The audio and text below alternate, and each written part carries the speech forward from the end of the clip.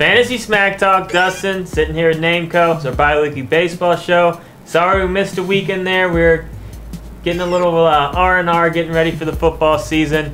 But we're back now, ready to talk a little baseball. Let's talk some baseball. We wanted to go over a few guys that we think are buy low guys. You know, a lot of times when we talk about buy lows, a lot of guys are the injured guys that we like to talk about. We got 3 guys that have been fairly healthy for the most part this season, and we think that they're buy low guys right now, guys that you can get just a little bit cheap.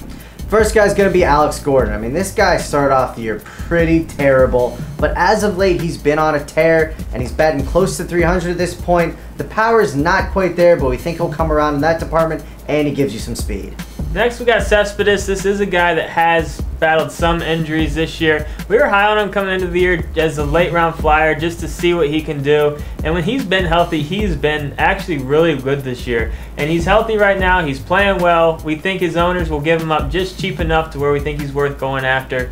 Throw a few feelers out for him. Had to scratch. Just had to be done. Last guy we're going to be talking about is Adam Wainwright. You know, other than a few terrible outings he had, he's been pretty good, but those terrible outings has inflated his ERA. But with that said, he's been playing fairly well as of late, and we think he's fully recovered from the injury at this point, primed for a great second half.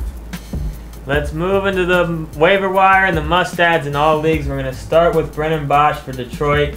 This young outfielder, you know, he's shown a lot of promise at times. He's been inconsistent. But so far in July, he's batting .370, 4 home runs, 16 RBIs. This guy plays on a great offense. He's playing great right now. You know, more than likely he will cool back off and go back to his normal numbers, but you got to pick him up now just in case he even comes close to keeping this pace up. If this next guy's available in your league, pause this and go pick him up right now. And that's Tom Wilhelmsen of the Seattle Mariners. There you go. Jeez. Stuck in there. It's just stuck. But you know what? This guy's playing ridiculous. Since June 2nd, the kid has only given up 1 earned run, 11 saves, been pitching great. You got to grab this guy. Whether you need save help or not, pick him up, then trade him. The numbers are way too good. Moving on, we got an A's pitcher for you, and that's Tommy Malone. Only owned about 55% of leagues. I think he's a must-add in all leagues. He was one of the biggest pieces in the Gio Gonzalez trade that happened with the Nationals last year. And in July so far, he has over a K per inning, ERA 1.35. He was solid in the minors. Obviously, you know, he's a big upside guy. Who knows if he can keep this pace up, but you got to pick him up, especially in any type of keeper league, dynasty league. This guy's worth a look. All right, let's take a look at some of those deeper league ads. We're going to start off with an outfielder, Lorenzo Cain. You know, this guy's only owned in about 20% of leagues, and in the month of July, he's batting .390, and he's going to give you a little bit of pop, so obviously a nice addition to any outfield. Moving on, we got Ryan Dumit from my Twinkies. You know, he's got dual position eligibility with catcher and outfield. You got to like that. And anytime you can have a catcher bat over 300, you got to look at him. He's proven he can do it in the past. He's doing it right now. If you need help with average at your catcher spot, pick him up. We got another athletics pitcher. It seems like they're always producing young pitching talent, and that's AJ Griffin. He's been pitching fairly well. He's had 5 starts at 2.7 ERA. He's got a whip of 1, and remember, he kind of pitches in a pitcher's ballpark, even though Dustin hates it when people say that. I don't hate it when people say it. I hate it when people put too much emphasis on it, but it is still a valid thing to bring up, but that's just a whole nother story. Next, we got Danny Espinosa for the surprising Nationals. You know, he had a lot of potential coming into this year, but he really got off to a slow start. He's had some bright spots in his career, but he's got a lot of things going for him. He's a younger guy. You know, second and shortstop eligibility. You got to like that. He's only on 50% of leagues, and in the month of July, he's batting over 350. If you need help in your middle infield, pick him up and see if he can even come close to keeping this pace up. Another middle infielder to take a look at is Josh Rutledge of Colorado. Since being called up on the 14th, he's batting .341, 3 bags, and again, it's his shortstop position, which that's not the deepest of leagues. If you have a guy that's really hurting, it might be time to cut bait and take a flyer on this young guy. Moving on, we got Cameron Mabrin out there for San Diego, only owned about 50% of leagues right now. You know, decent amount of hype with him coming into the year. We actually liked him because of his speed, but his average was just terrible for most of the year, but he's really gotten things going. You know, so far in July, he is batting over 300. If he can even come close to batting 300 with the amount of speed that he can throw in, he's worth adding in pretty much all leagues. All right, and the last guy in the deeper of leagues, just picked him up in the FST League. I'm loving this kid. It's Sterling Marte of the Pittsburgh Pirates.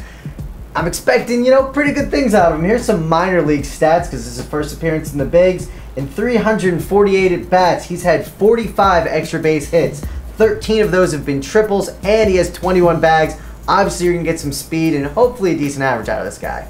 We'll see. We'll see. I'm telling you. He's worth a look. We'll be talking about him again next week. Worth a look. All right, one guy to add to your watch list, and normally guys that you add to your watch list are only owned in about 5% of leagues, but this guy's owned in 50, but I'm not even ready to call him an ad in any type of league yet, but that's Ben Sheets. He is worth taking a look at. He is worth adding in deeper leagues if you do really need pitching help, but I want to see one more good outing before I truly believe it. He did have some good years in the past, but he's kind of been all over the place. The injury stuff is too scary, but definitely keep an eye on Ben Sheets. I say the name recognition alone, maybe you pick him up and try to deal him, but Dustin thinks he has no trade value. I'm saying there's a sucker in your league that'll take him. If there's a really big sucker that will give you anything decent for Ben Sheets, then definitely go for it. But let's go into those forum questions. Our first one comes from Dave B. Wants to know if he should drop Wieters and pick up Salvador Perez. Before we get into that, if you do trade Ben Sheets, post it in our forums. I would love to hear it and just rub it in his face a little. All right, so let's see if it happens. In terms of this, Perez has been ridiculous. This is a guy I really liked before the season. He got hurt. He's back now. He's playing out of his mind. With all that said, I would not be dropping Matt Wieters for him at this point. I would love to see you pick him up and then try to deal Wieters and go from there, but I can't just say a one-to-one swap yet.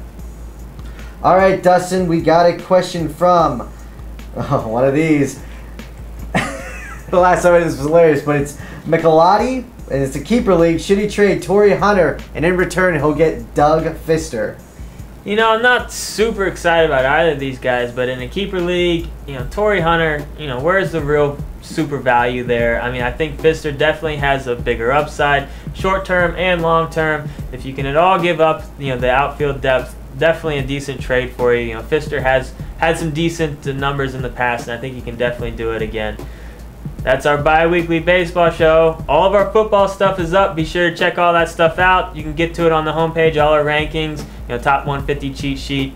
Get into those forums. Follow us on Twitter @FantasyAdvice. Listen to what he says. It's good stuff. You don't want to make him mad.